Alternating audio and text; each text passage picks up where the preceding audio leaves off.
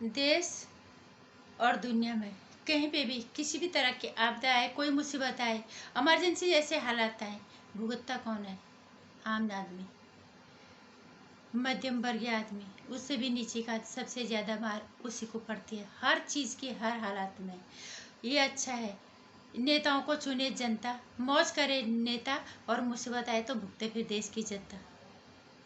जनता के हाथ में क्या है? वोट देना ही है। वो अपने दिमाग से उसको जो लगता है वो उन नेताओं को चुन लेते हैं, लेकिन इनसे सवाल कौन पूछेगा? ये सबसे बड़ा सवाल है। अगर इनसे सवाल पूछने वाले ईमानदार होते तो फिर दुनिया इस तरह के हालात कभी नहीं भुगतती, और श्रीलंका जैसे हालात शायद हमारे देश में भी आ जाए, ना भी आए भी, लेकिन सवाल पूछने वालों को तो साफ सूंघ गया है। नमस्कार हिंदुस्तान, स्वागत है आपका मेरे चैनल नंदिनी जो मैं हूं नंदिनी। कैसे हैं आप लोग? मुझे उम्मीद है बहुत अच्छे होंगे और अच्छे ही रहना। दुर्गा नवमी, राम नवमी और साथ ही आज रामचरित मानस जयंती भी है, उसकी भी मैं सभी को बधाई देना चाहूँगी। भगवान की कृपा दृष्टि आप पे और आपके परिवार पे बनी रहे, और विश्व कल्याण की प्रार्थना करूँगी मैं भगवान जी से, क्योंकि बहुत कुछ गलत हो रहा है कोरोना के अलावा भी। अभी आपने सभी को पता है श्रीलंका के हालात क्या हैं। जनता ने नेताओं को चुना, उन्होंने मौज किया।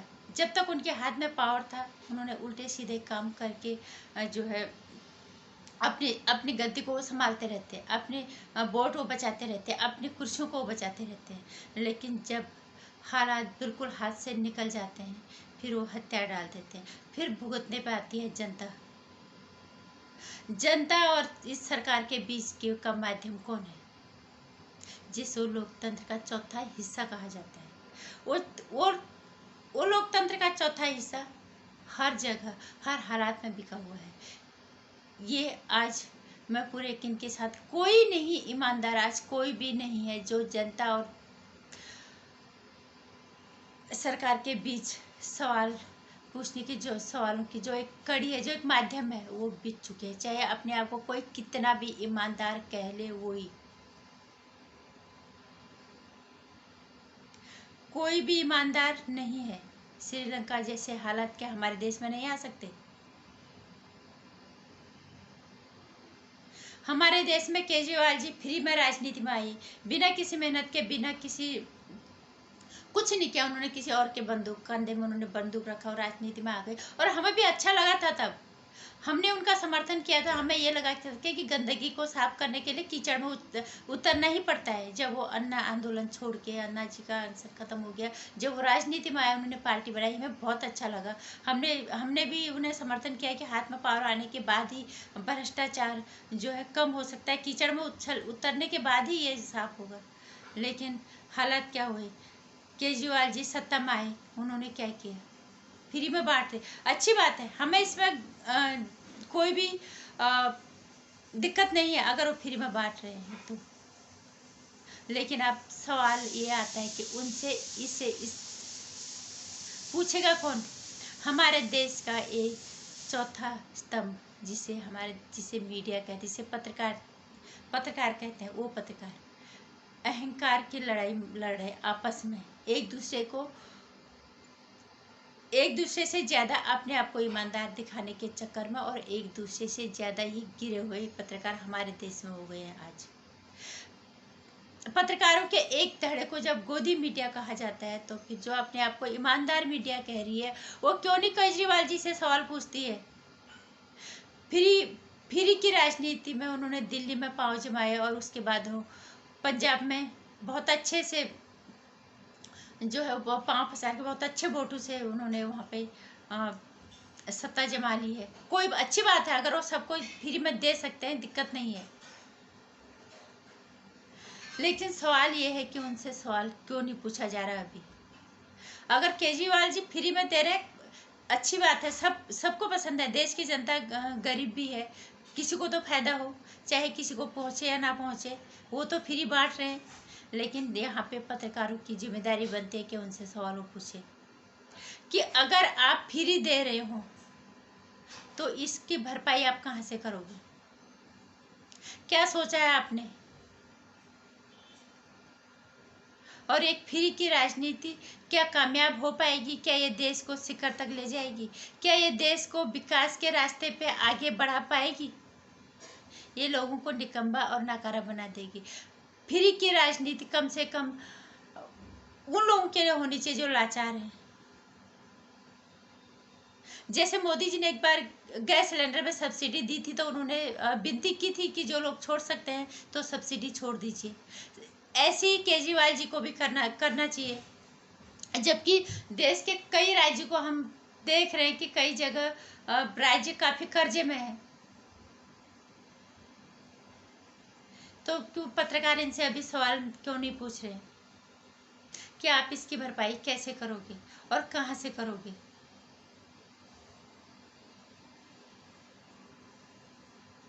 ये पत्रकार अपनी जिम्मेदारी को, और उसके बाद जब हालात बिगड़ जाएंगे फिर ये सब का सब उस पार्टी के ऊपर जिम्मेदारी सारी डाल देंगे जिससे ये नफरत करते हैं। कम से कम मैं पत्रकारों से कहना चाहूंगी, अपने जमीर को झकझोरो।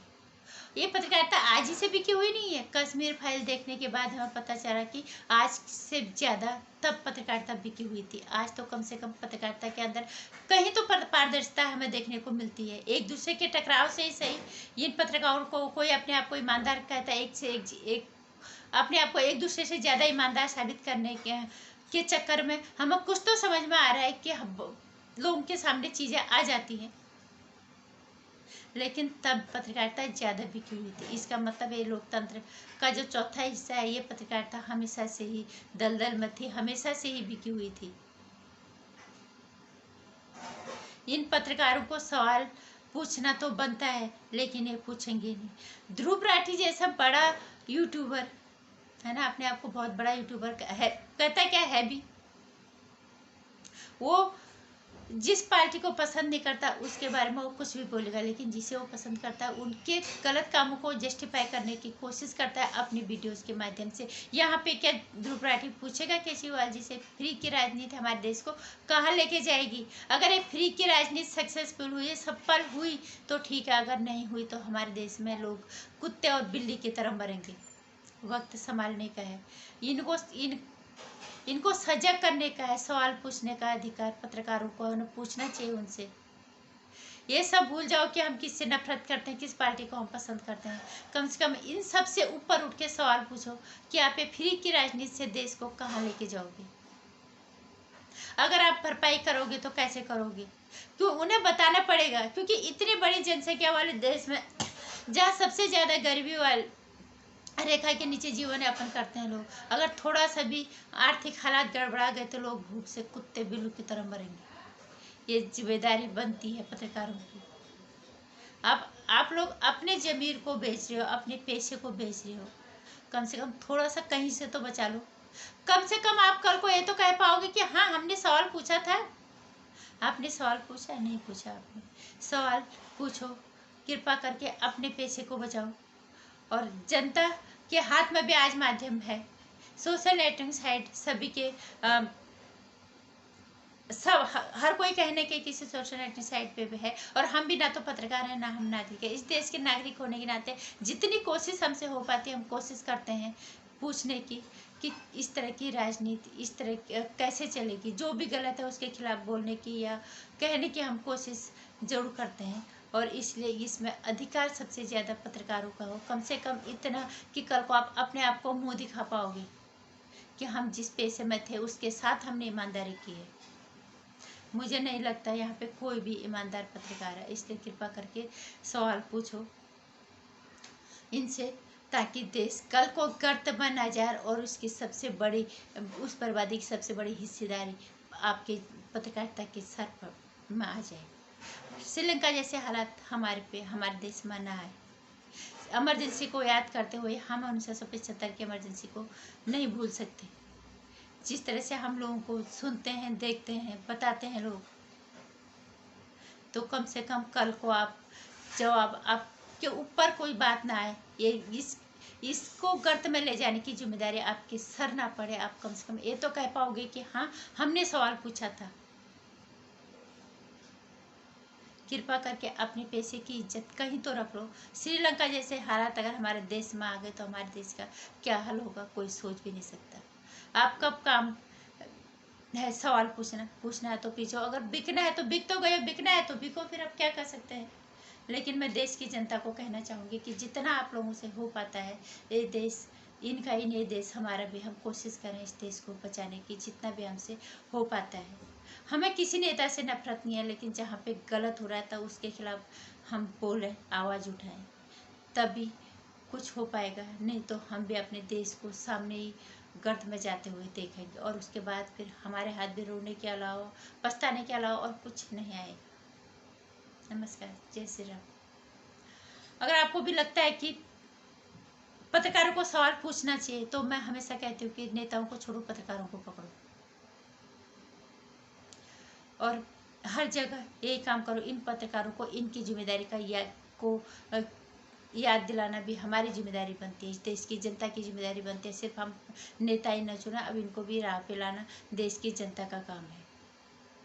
बाकी अगर मेरी वीडियो अच्छी लगती है तो लाइक और शेयर कर दीजिएगा, चैनल को सब्सक्राइब कर दीजिएगा। आने वाली वीडियोज़ की जानकारी के लिए घंटी आइकन प्रेस कर दीजिए।